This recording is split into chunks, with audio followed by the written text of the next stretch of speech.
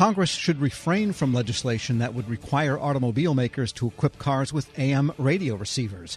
That's according to my next guest, who argues the technology is largely obsolete and no one listens.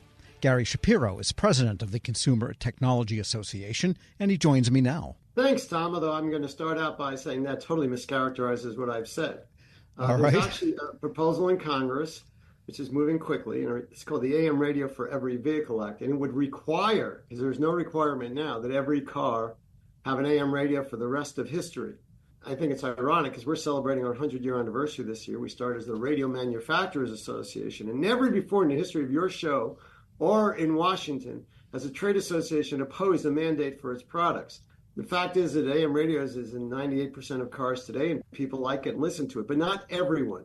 And it's especially incompatible with the fact that a good portion of the federal government is working hard to get electric vehicles on the road for good green reasons. And this is contrary to that, because the way AM radio works is it's on this exactly the same spectrum, which interferes with these huge batteries that are in every electric car, over half a ton of batteries, and it's just total interference. So to get those batteries and AM radio working is incompatible. Right. You could say that, electric vehicles, we don't have the grid to support them. They don't really have any net effect on emissions worldwide, and most of the profits go to China. Plus, they're so heavy they'll tear up the roads. So what is a little AM radio going to make a difference for? It's not just the weight of the AM radio, it's the extra sheathing that has to be put around the batteries, and the cost and the redesign of the vehicles that are out there. For example, Tesla is designed without an AM radio, but there are all sorts of other ways of getting in information, whether it's FM, satellite, or even digital AM streaming.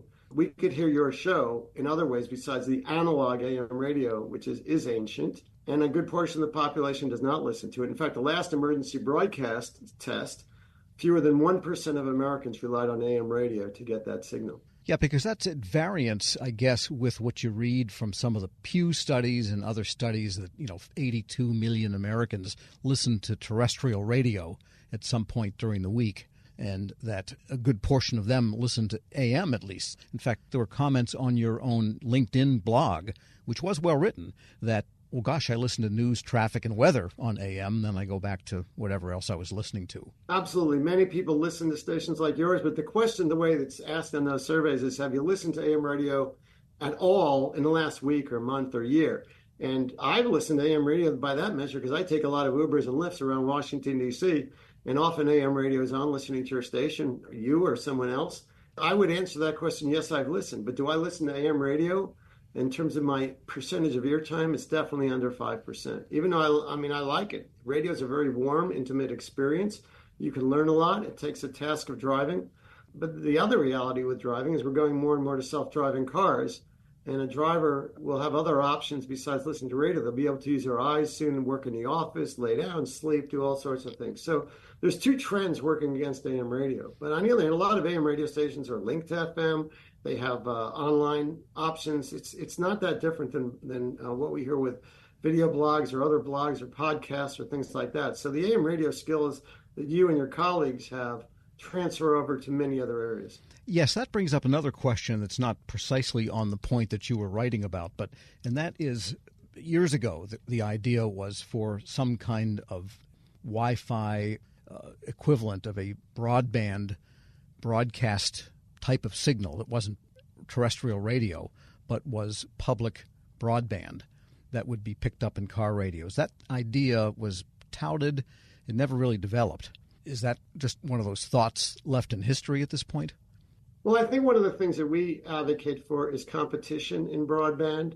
Right now, obviously it's great if you can get it by fiber optic. You can get it by cable. You can also get it by power line, by satellite. Look what Elon Musk, who's involved in both these issues, actually has done. He's given people access to communications, like not only in Ukraine, but in like remote portions of the world.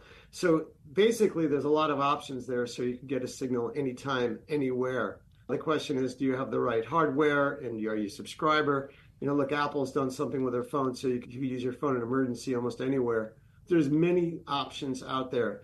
And one of the justifications used for this AM radio requirement is emergencies. And the irony is that the Congress is not requiring that we actually know any information about that, because as you know, a lot of AM radio broadcasting stations are not even manned. Nobody knows how many. So there's local emergencies and national emergencies. National emergencies, obviously, you get things by phone, by satellite, by fire engine signals, by family radio or CB radio. There's so many different ways to learn about information. So the question is for local emergencies, which is a lot of members of Congress are listening to their very politically active local broadcasters, who they often give a lot of radio time to, and they get on there through PSAs, public service announcements. All these broadcasters have tremendous tools for influencing Congress. And that's why there's a lot of energy on this. But the reality is there's no safety justification. And there's no even willingness by Congress at this point to say there has to be one that's actually independently validated by knowing if local stations are actually staffed or not. We're speaking with Gary Shapiro, president of the Consumer Technology Association, and that is the producer of the big Consumer Electronics Show. So basically then you're saying that rather than some kind of federal mandate, it's incumbent on people creating content that is now on AM to discover and use the other means of getting, quote unquote, a signal into an automobile. It will cost over $4 billion with a B for the car industry to start transferring over some of the cars that don't have it and putting these devices in as we go to electric.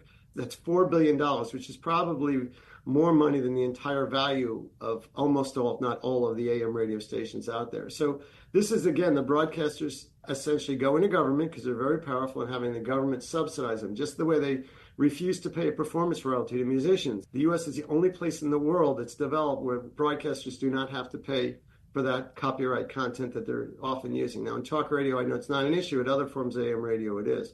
So bottom line of it is this is just a political play. Broadcasters are very powerful. There's no safety justification, and Congress is some members of Congress may try to find one and do it the right thing. Let's have a study, then a mandate, as opposed to let's just having a mandate and screw up this whole shift to electric vehicles. And if you were to walk the aisles of the Consumer Electronics Show, you don't find clock radios, I'm presuming, anymore. You don't find radios, a box with a bunch of dials and an antenna on the back that people plug in anymore at that show. So why even FM, for that matter, in a car? Why not just go to the broadband, use your phone to stream and hooks into your Apple CarPlay or whatever the Google version of that is, and let's be done with it? Well, a dozen years ago, the FM radio stations did push this concept of having a mandate of an FM chip in every smartphone, and Congress actually rejected it. They thought it was silly. What's changed is this is just all about AM right now, and the broadcasters have their act together better, and they've worked for on Congress for years on this. So yeah, my favorite movie all time featured a radio. It was Groundhog Day, where you got that same radio waking up an alarm.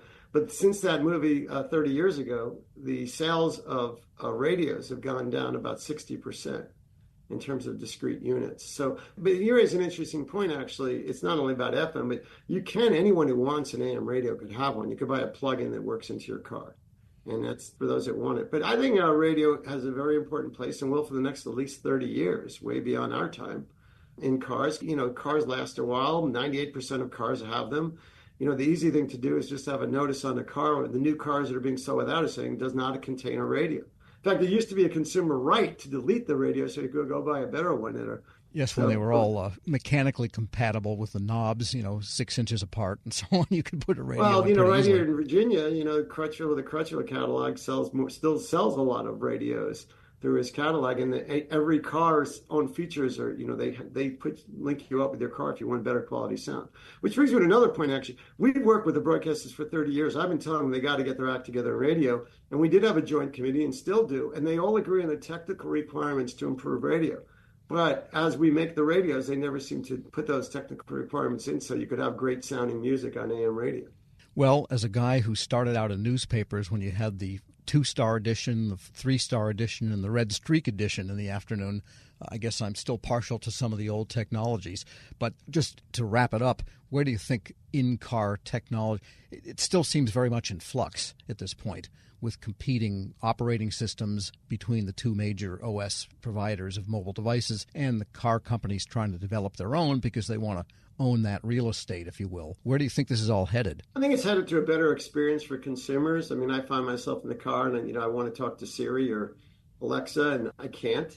And there's a lot of information that we could get. Obviously, there's things like car navigation systems, which we just assume now, but, we didn't have those, and I was getting lost all the time. So it just keeps getting better, and it'll